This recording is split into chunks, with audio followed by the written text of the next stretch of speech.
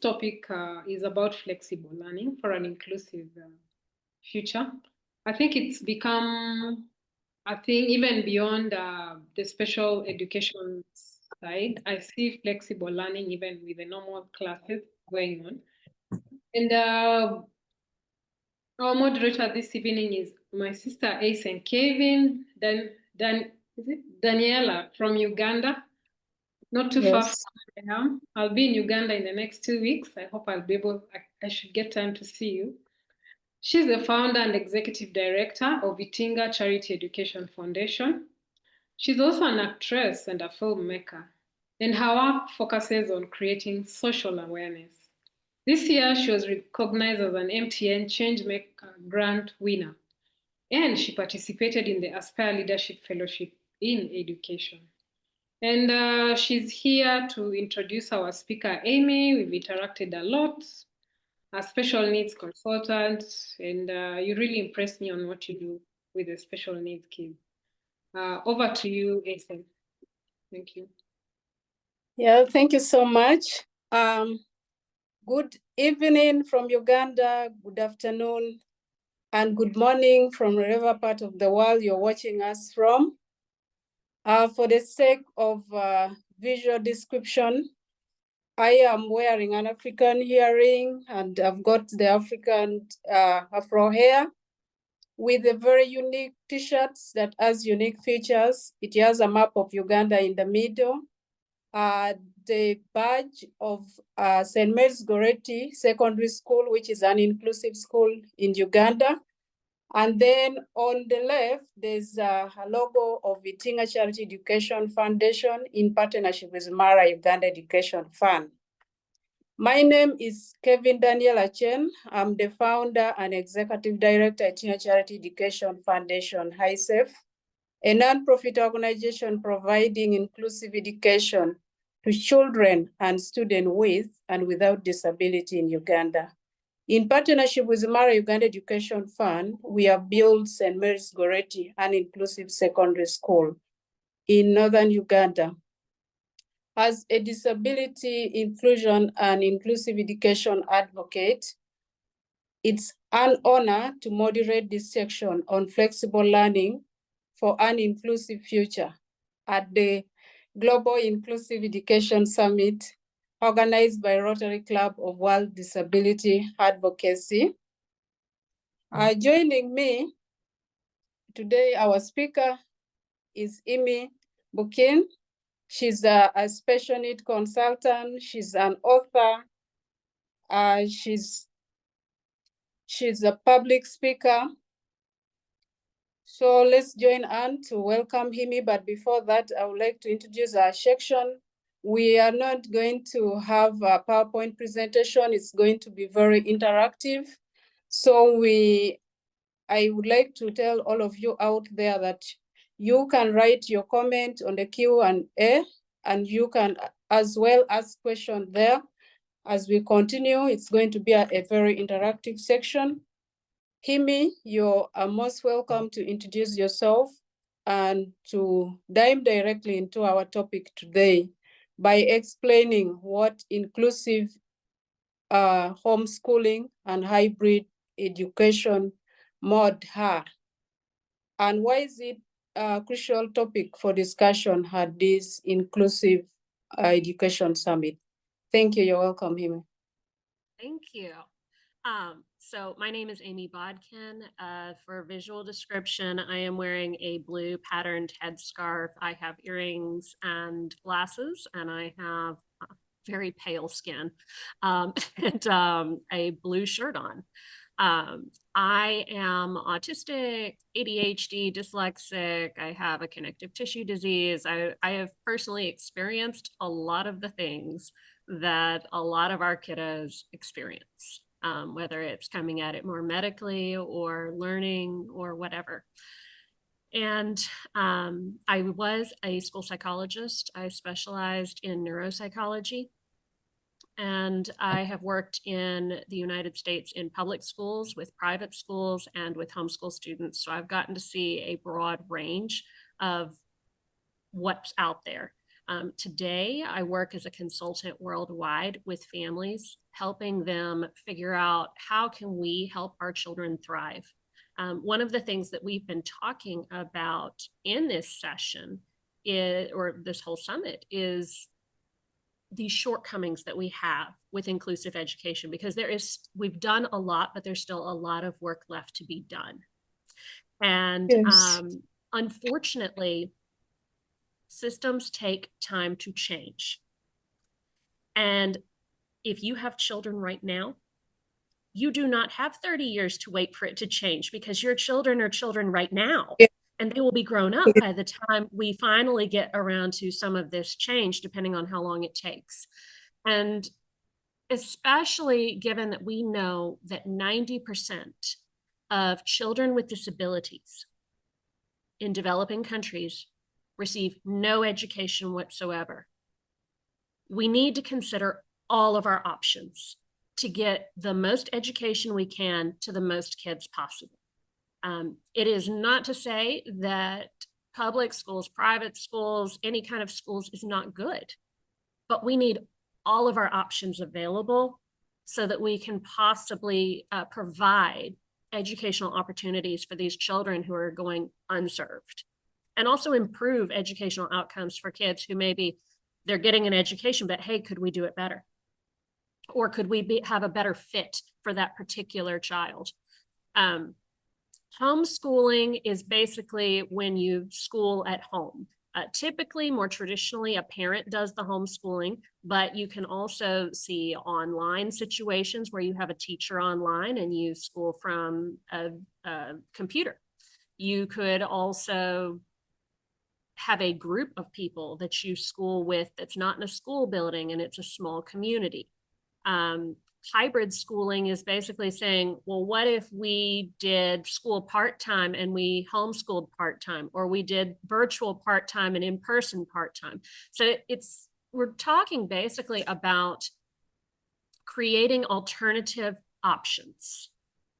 And I think that's extremely important. And we wanted to keep this as a conversation, because who's this important for? Parents primarily. And we want it to be accessible, and we want to be able to have more of a conversation, because what works in my house isn't going to work in your house, because you live in a different place from me. You have different kids from me. I have 2 children. They are both autistic. Turns out I passed on most of what I have to them. And I have homeschooled them since the beginning, and they are now very close to graduating. So that is a little bit about my background, how I come to this, and then also what homeschooling is and hybrid schooling. It is very important, though, because we are not serving so many children worldwide with disabilities, and we've got to use every tool in our tool bag. So that answers that question. So what you might want to know is, like, how do we do this practically?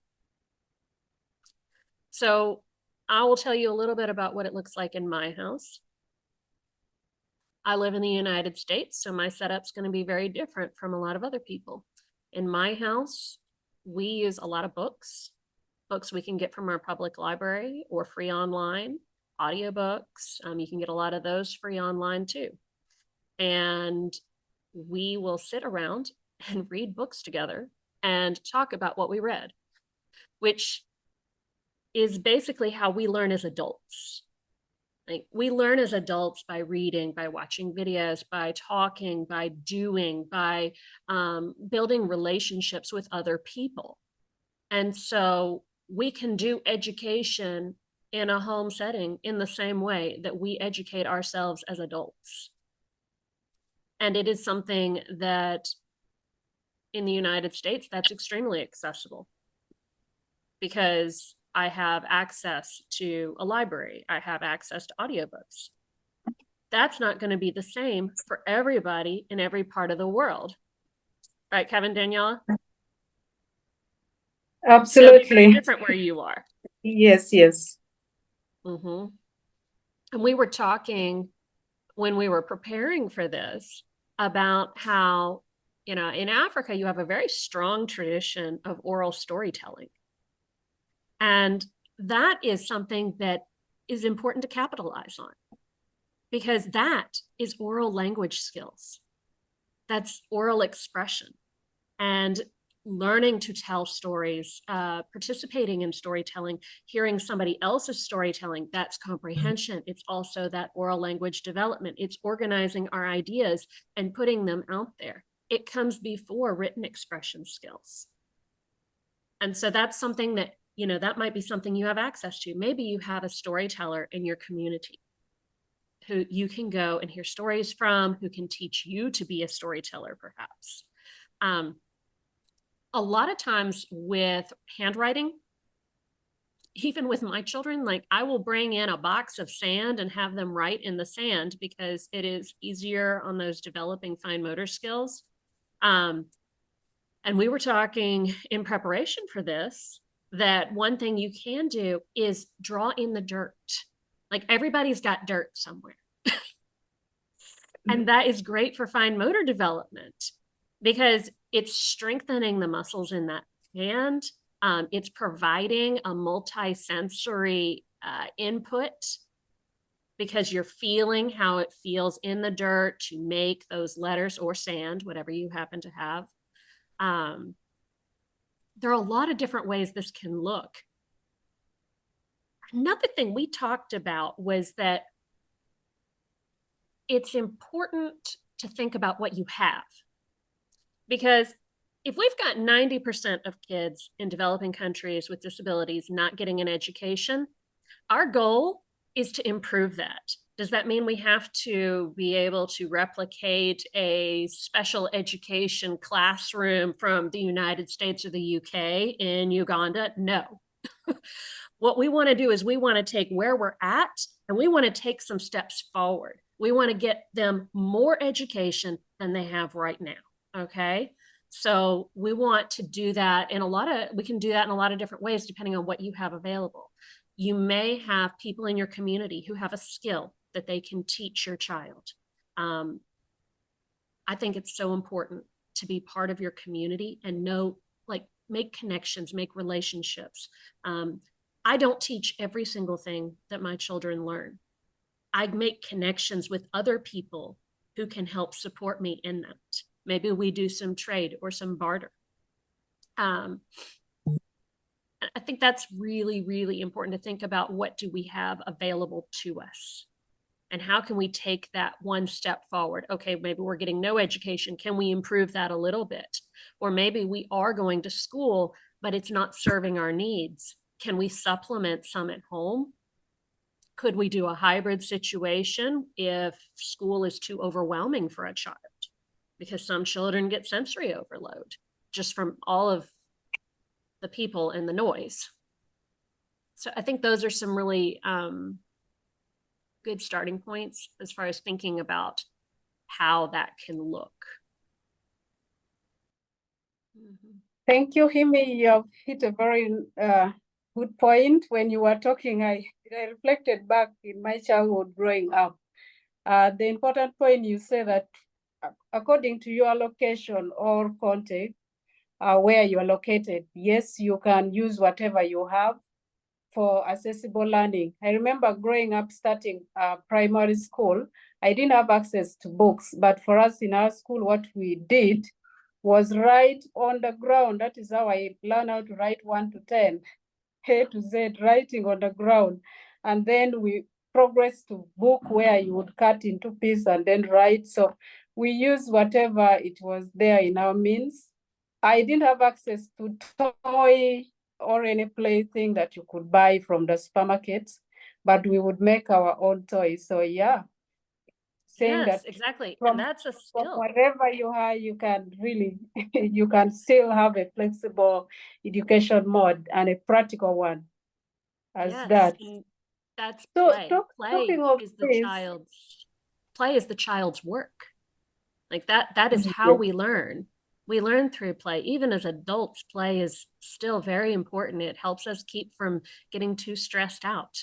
And it helps us keep developing our muscles and coordination and all of those things. So in making toys, that's a skill. And I think dovetailing onto this, there was one other thing I wanted to mention. When you think about, well, wait a minute, if my child's not receiving an education, how can I help them receive more of an education than what they're receiving? One most important thing to remember, a lot of times parents feel that they can't teach their children. I'm not a teacher. I don't know what to do. I can't teach my child. Here's the thing. You've been feeding your child. You've been clothing your child. You've been taking care of your child's basic needs since they were born. Education is nothing different. It is facilitating meeting their needs. You can do that in a lot of different ways. Maybe you're connecting them with somebody else who's more capable of teaching them something. Maybe you are sharing with them what you have learned through your lifetime. Lots of different ways to do that. And then the other thing I wanted to mention on this point is that it helps me personally to think about it in terms of areas of development. So I'll think about communication. So communication, that's going to be talking. It's going to be telling stories. It's going to be telling back to someone what a story was about. So retelling it, learning to tell it yourself. All of those communication skills, working on that comprehension. You can do that in many different ways. You can do that without any resources except your own mouth. Next one would be, well, social emotional actually comes before communication, and that's building a relationship. Having an emotional bond with your child is the stepping stone to communication. And if that means we get down on the floor or the ground with them and we do whatever it is they are interested in, then that's what we do. That's how we make that connection with them. We're showing them that we think they are important, that they have value. And that's what leads to communication. People don't communicate with people if they don't think that you have any interest whatsoever in them. And then after that, we have fine and gross motor. So that's going to be drawing, digging in the dirt, building tunnels, playing outside, running, jumping, skipping, so many of those kinds of things. And maybe your kid is one who has trouble with some of that. Okay, so let's back it up to what you can do. Let's work on that. You know, maybe you can't run and jump, but you can crawl. What if we work on strengthening those abilities? Because motor skills, they build. Just like, you know, when we're talking about teaching math in a school, math skills build, motor skills build. So start where you're at and then slowly build what you can, because every little bit you get, that's more than what you had before. And then after that, the main one that I tend to look at after that is cognitive skills. And that's where we're talking about more advanced ideas. And usually those we develop through communication. So that's why it's so important to build up some of those previous skills before we get to the more advanced academic skills. Okay, that's what I wanted to say about that. Thank you so much. As you were talking, I'm thinking, and I think this is what a parent out there would also like to ask. Can a homeschooler participate in public school program? Or can they use the same curriculum as it is in a public school and sit exams, be promoted to the next class, leave alone that? Also, can they do a course? Is it the same studies as it is done in the school, or it is something that they are just learning and learning and learning? I would really like to know that. You know, homeschooling and hybrid education is not a common practice in my country. Yes, you're right. That's a very good question. And it does vary from country to country, and it also within the United States, it varies from state to state. Each state has their own requirements, their own expectations. So first of all, anyone can homeschool if you're also going to school.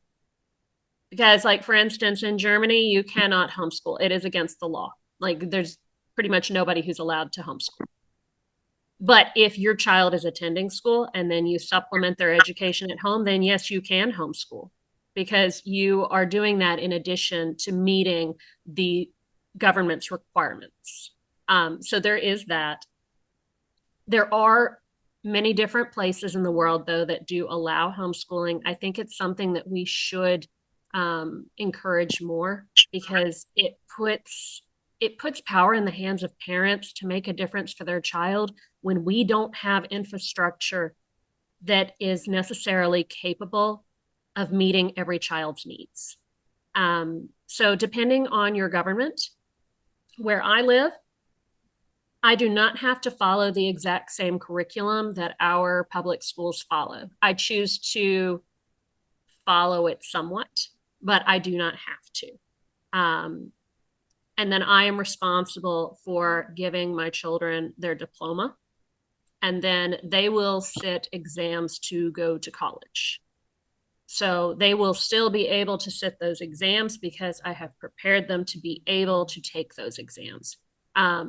In different countries, they may have different rules. In some of our states, they have very different rules. New York has an extremely strict system where you have to extensively document that you are teaching specific subjects. There's a wide range, especially across countries. So if it's something that you want to do where you plan on not sending them to school, then you may want to double check laws. There is an organization that I have worked with before called HSLDA. It's a homeschool organization that has a staff of lawyers, and they can tell you all of the requirements for every state and every country in the world as far as what's available as far as homeschooling goes. They have a map. It's a really great resource. So if it's something you're curious about, you could go to hslda.org, I think, and you would be able to look up their map. So, and they're a great resource. So. Oh, wow, that's amazing. So, as a specialist on homeschooling and hybrid education, please give us the advantage. Like, how do you tell a parents out there to really, like me, was never done homeschooling, to really adopt this flexible, inclusive education mode of learning? Yes, that's a good question. So there are a lot of advantages. I do always tell parents there's only one kind of parent who should never homeschool, and that's the kind of parent that doesn't want to. If you don't want to, you shouldn't do it, because it does take a fair amount of effort and energy above and beyond what we're already doing as parents, because it's a responsibility. But for me, it has made a huge difference for my children. My two children, one of them learned to read at least by 2 years old. He may have been reading earlier. That's when we discovered it. My other child didn't read until 9.5. So that's a really broad span. And my oldest, who didn't read till 9.5, if I had sent her to school, she would have spent all of her day being pulled out to work on reading, writing, and math. And they were all things that she stunk at the time. She was not good at them. She can do them now, but at the time she didn't. But she was brilliant. I read her an adult version of Arabian Nights, and she loved it, and she totally understood it. And because she was at home, we were able to emphasize the things that she was good at, the things she could do. And that makes such a difference in a kid's perception of themselves as a learner. If she had spent all day, every day doing the things that she was not good at, it would have made her feel bad about herself. And she would have come away thinking, I'm just not very smart.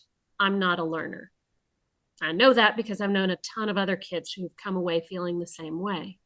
But because we were homeschooling, we could choose to emphasize the things she was good at while also still continuing to slowly work on the things that were harder for her. And now she reads and writes just fine. My youngest, he could read, but he did not have a lot of comprehension. He does now. But if he had gone to school, he would have done excellent in the early years. Outside of behavior, that was a problem. But he would have done fine with the academics, because in the early years, it's mostly memorization, learning to read, learning to write, learning math facts, those kinds of things. But when he got to junior high, he would have started to have problems, because the comprehension problem would have never been noticed if we were focused primarily on the things that he was good at. And I think that's really the challenge, is that when you are in a school setting, you have to work within a structure that fits the average child. And not every child is the average child. And sometimes when we go with that average structure, kids either end up spending all of their time on something they're terrible at, and they never feel like they're very smart, or they spend all of their time doing the things they're really good at, and nobody notices that they have a problem because it hasn't come up in the curriculum. So I think that's been a huge advantage.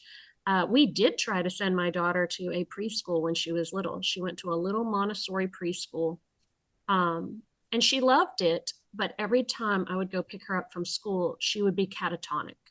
She wouldn't be able to communicate, even though she had a few words by that point. She could not move on her own accord. Like, I'd come in to get her and I'd have to pick her up, and she'd be very stiff, and buckle her in her seat. And then after about 30 minutes, she would start to relax a bit and be able to communicate. And I think the thing is that some of us get major sensory overwhelm. Some of us are not able to communicate as well when we're young, and we depend on having someone who is someone that we feel very comfortable with, who can advocate for us, who can be our bridge to the world, who can tell the world, kind of help the world understand what we're trying to say, and then help us understand what the world is trying to say to us. And I think having that one-on-one is so incredibly helpful, because, I mean, as hard as teachers try, and as gifted as they are, there is still a difference between having a 1 to 66 student-teacher ratio, or teacher-student ratio, or a 1 to even 20 teacher-student ratio, than being homeschooled and having a 1-to-1 or 1-to-2 teacher-student ratio. That makes a big difference. And we know from education that one of the most important things in education is relationships. It's the relationship between the student and the teacher. It's the relationship between the student and the material, the relationships we build with all the things we're learning about. That's how we make connections. And we learn about this in math, and then we look over at this in science, and we're like, wow, these are connected. I didn't realize that. And it's exciting. And it's the relational aspect. We're building relationships with people who have been dead for hundreds of years through history. But we're making connections, and we're listening to stories that were popular hundreds of years ago, or even modern day. And we're making those connections. And that is what's most important. So when it comes to education, some of our kids need a much more specialized environment and a much more one-on-one type situation in order to make some of those connections, because they're the ones that fall through the cracks. And I think it's also helpful that, especially when you're talking about autistic children, where we get sensory overload a lot, being able to curate an environment where a child can grow and learn and develop with less stress, where they're not getting sensory overload is going to make a huge difference. They're going to be able to develop their brain better because they're not trying to do it while stressed all the time. And then as they get older and have more brain development, they will have more capacity. So I think those are some of the advantages. Wow, wow, wow, wow. This is amazing. We are left with few minutes. We have talked a lot about the advantages like personalized learning, flexibility, inclusive environment, and one-on-one attention. And with your experience of having the children with disability, with your experience as a special need consultant, it's speaking for itself. But now the questions that usually most people ask, and I think most people are asking as we talk all over the world, is the question of socialization. That is the number one question everyone asks. Socialization and the limited resources. We assume when you're homeschooling, at school you may have a lot of resources. You have got library and everything, all that, the computer lab. But now at home, we assume there's limited resources and the social aspect of it. How can a child who was homeschooled, do you, from your experience of homeschooling these children, how do you see them when they get out there in the community, their social life, the relationship that they have out there? Thank you. That's, I think, the last question. Yeah, this is the number one question that I get asked most often. And I find it honestly to be the most humorous question because people are always most concerned about socialization as far as homeschooling goes. But let's think about this. When was the last time you were in a classroom setting with people all your exact same age? It's probably been a really long time, probably since you were educated yourself. So are those social skills that you learn in a classroom setting generalizable to going to the grocery store, to going to the post office, to playing in the park with a younger child, to talking with an elderly adult? Are those skills that generalize? Well, not exactly. Those are skills that we use in a classroom setting with people about the same age. But how do we spend our adult lives? We spend our adult lives doing lots of different things in lots of different settings. We spend time talking with older adults. We spend time talking and playing and taking care of younger children. We spend time going to grocery stores, to post office, to work, and all of these different settings that are not necessarily a classroom setting. And so what I find is that most of the time homeschool students do very well socially. A lot of that is because their parents are aware of the fact that if I'm going to provide an education, I also have to provide for their social development. And you can find all kinds of social opportunities, whether that's, going and touring a local place of business, or going and visiting an elderly person in your community and building a relationship and learning from them, or helping take care of other children in your community. There's tons of opportunities in our regular daily life for socialization that is going to be the same skills that you will use as an adult. And I think it's very noteworthy that most of the homeschool students I have ever met, most of them are very confident. And I do think that some of it has to do with the social environment. No one has ever told them that who they are is not okay. But I don't know about the rest of you guys, but when I was growing up and going to school, I do remember receiving the message from peers that who I was not okay, that who I wasn't, like them, wasn't good enough. And I think that bullying is a huge issue right now. It's huge. And it's definitely like one of the major problems we're dealing with in the United States right now when it comes to kids with disabilities. Significantly more kids with disabilities are bullied than your typical child in the United States. So I think that it's really, really important to think about what are the advantages of the social environment you're in. What do you really want to get from socialization? Do you want to get a sense of self-confidence and an ability to interact with people of a broad range of ages and abilities? Or do you want to be able to function in a classroom?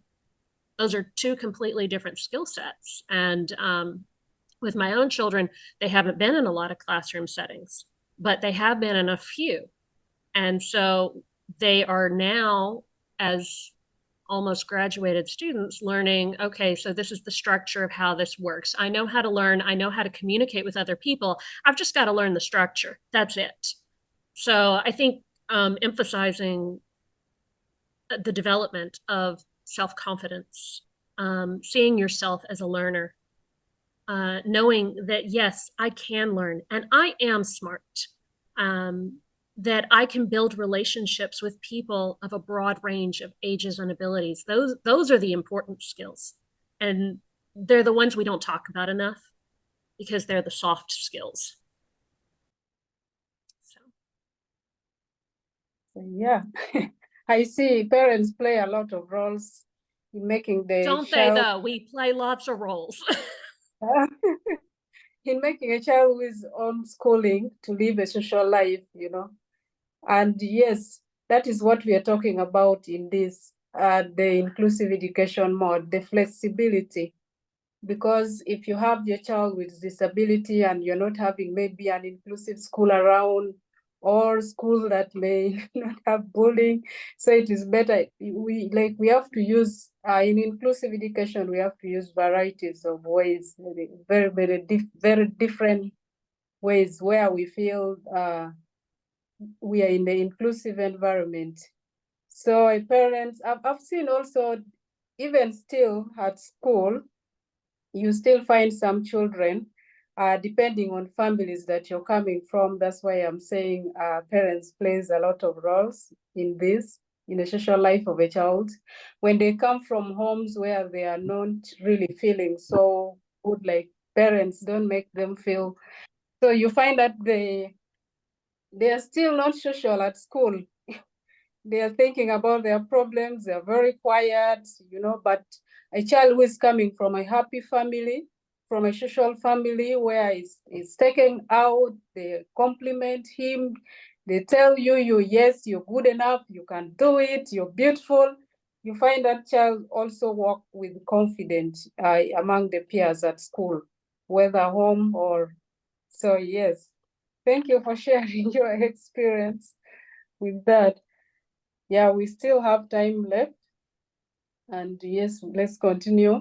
I'm interested. Your time. Yes, please. Your time is up. Our time is up. Yeah, Time is up. Oh, yes. okay. Thank you. Thank you so much. We wish to say. Unless you have a burning question, maybe, but it has to be very quick. I can give you like about 3 minutes. You had a question? Okay, Amy is an author who wrote a book that has caught my attention. That special needs children are also children. So I wanted to learn more about that, but I think the conversation continues.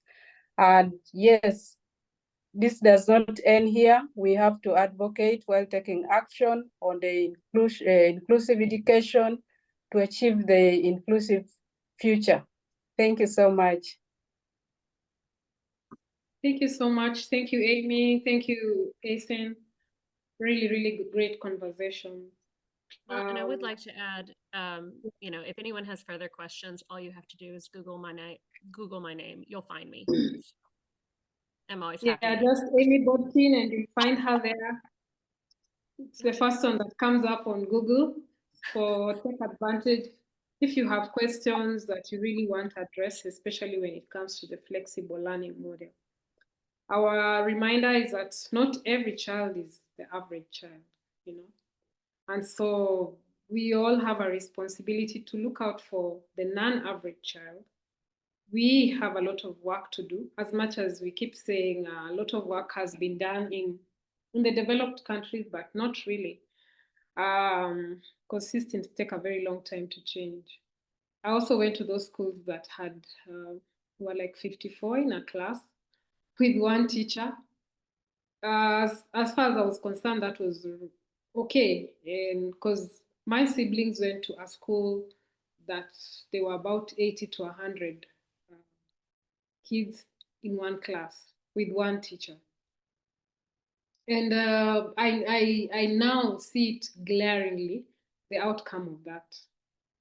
I went to a slightly smaller class.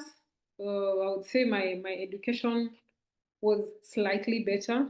They went to those bigger public schools with many kids, and I see what it did to them. So I feel it heavily. And I had a sibling who had dyslexia, so I moved. But our parents died early. So what I did is I moved him from that big class, because I was much older, about 19, and took him to a school that had a smaller class. And I spoke to one teacher. I didn't know much. I didn't even know he had dyslexia. I just knew he was a slow learner, as far as I was concerned. So I told one teacher, please take care of my sibling. He's a slow learner. He gets bullied, but he's very good with his hands.